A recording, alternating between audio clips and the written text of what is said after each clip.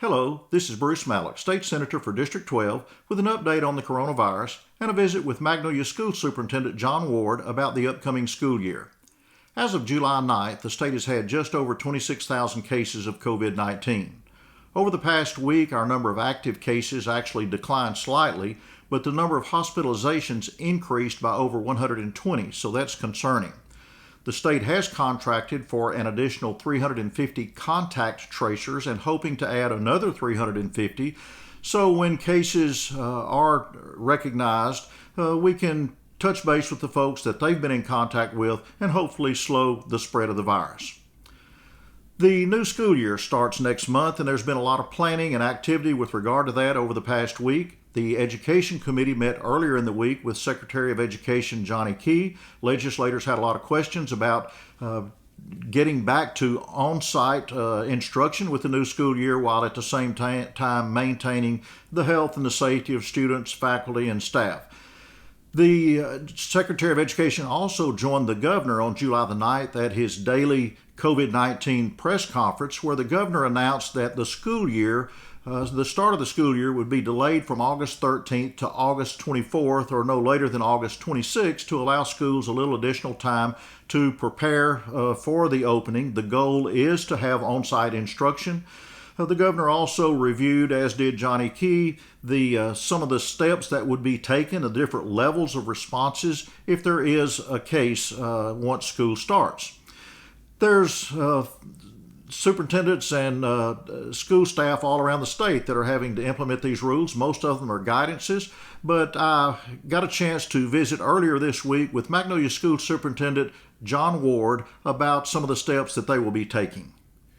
Mr. Ward, schools in Arkansas, really going back in March when we had our first case of the coronavirus, went to online learning, distance learning, and finished the school that way. Now we're almost a month from school starting back out, so tell us a little bit about what some of the plans are for starting back to school in the midst of still having the coronavirus. Sure. So obviously safety of our kids and our teachers is our main priority. But we have had a group of about 60 different teachers, administrators, stakeholders that have worked hard on a plan. They have put in a lot of hours working on the plan, really multiple plans that kind of depending on what we have to do to keep our kids safe.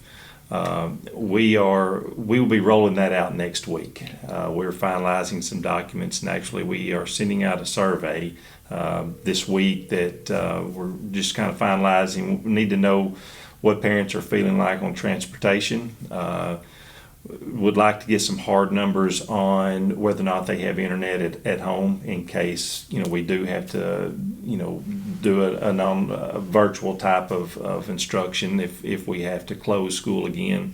But we're close to rolling that out, and what that's kind of a living document. So once parents see that, it could change before school actually gets here. Well, and I know flexibility has to be a part of it because we don't know what will happen between now and the middle of August. We don't know what might happen after we actually start back to school. So, but the plan is to begin on-site instruction at this time. The plan is to be here 5 days a week, on-site instruction. We will have all of our instruction online. We've got that digital platform, the blended platform that the Department of Ed has asked us to create. So we've got that in place. We've had that in place. So all of our instruction will be online, but it will also be in front of the teacher. If you have on-site instruction, what will you do to promote social distancing, and will we wear masks? That's the key question right there. Let's start off with the mask question. We right now, as of today, unless the governor tells us something different, we are not going to make a rule to require it by everybody. We are going to highly encourage it. Right. And our issue with making a rule to require it is it becomes a discipline issue for us, and we'll have ISS full of kids in for not wearing a mask. Right. And so we don't want to do that. But if you do have anyone test positive, I mean, you'll immediately have them quarantined or sent home to Absolutely. isolate. And I understand we will have some guidance coming down from the Department of Ed and from the Department of Health on what that looks like if there is a student that tests positive in a particular class, how that looks as opposed to, maybe sending an entire school or closing an entire school. We can isolate, the contact and send those home. At this point, if you have bus routes that have maybe 40 kids that get on the bus, or 40 to 50 that basically fills the bus up, will you have to run a double route to promote social distancing? Or we're not going to do that. That's just not feasible. Yeah. But talking about mask again, we are going to require mask on the bus. bus. And That's a little easier discipline wise. You don't have a mask, you're not riding the bus. We're going to provide masks for our students getting on the bus. But distancing on the bus would be almost impractical. I know one of the real challenges, even last spring when we went to the distance learning, was a lot of folks, particularly here in South Arkansas, the kids don't have internet access at home. And it may not be that they just didn't subscribe to a service. They don't have a service available. So that's going to still be an issue if you have to go to that. That's right. We have some vendors who we've reached out to that can. It's not a good option. They're just not a good option. We can put the devices on the side of some buildings, churches, out in the communities, but it's not a good option. If it comes to having to send kids home, my hope is that we can at least get them on campus 2 days a week. And if we get them on campus 2 days a week, we can get them all the information downloaded on their computer that they need. Let me swap gears just a minute. What about athletics? Lance Taylor, where are you when we need you? They released a statement I guess yesterday that the plan is to move forward with athletics. I thought the governor had a great analogy with his football and mask. To get this, you're going to have this.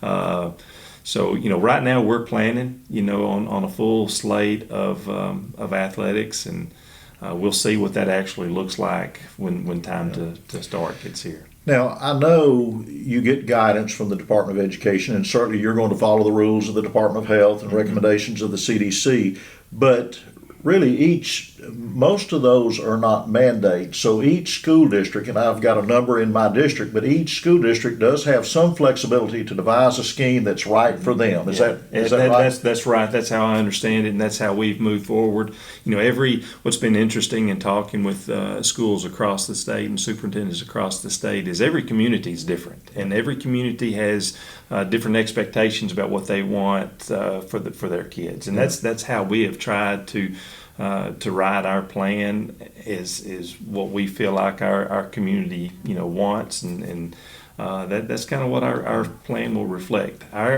We want our kids at school. Our community wants their kids at school, and so that's the foundation of our plan right there.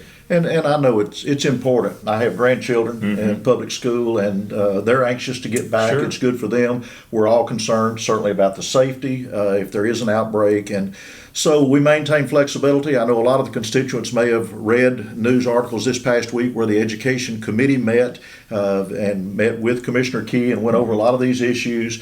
But over the next month and really throughout the school year, it's going to be fluid. It's going to be flexible, doing the best that we can to deliver an education, hopefully doing that on site, taking the necessary precautions, and just hoping and praying that this coronavirus sort of subsides where we can get back to some degree of normalcy. Sure. But I appreciate Magnolia School. I appreciate all my school districts and the work of the administrators and the school teachers adapting, and some did a great job, whether it was with Zoom or contacting their students, but still we want to get them on site if we can. Mr. Ward, thanks for visiting with us today about Magnolia School plans. We'll be touching base from time to time, and for all of you, if I can help you in any way, please let me know.